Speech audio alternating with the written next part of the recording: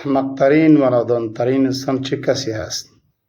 عمر بن عبدالعزیز رضی الله عنه یک از روزها برای همنشینای خود میگوید که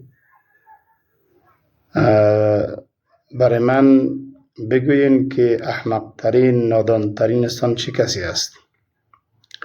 همنشینای عمر بن عبدالعزیز رضی الله عنه برش میگن که نادانترین احمقترین انسان کسی است که آخرت خود را به دنیای خود بفروشد، یعنی دنیا را انتخاب بکند، اختیار بکند بالای زندگی آخرتش.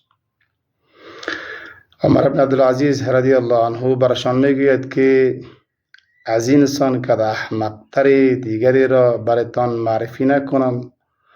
آنها گفتند چرا نه؟ میگوید که احمقترین انسان کسی است که رجل باع آخرته، شخصی است که فروخته آخرت خود را به دنیای غیری، به دنیای دیگران آخرت خود را فروخته است.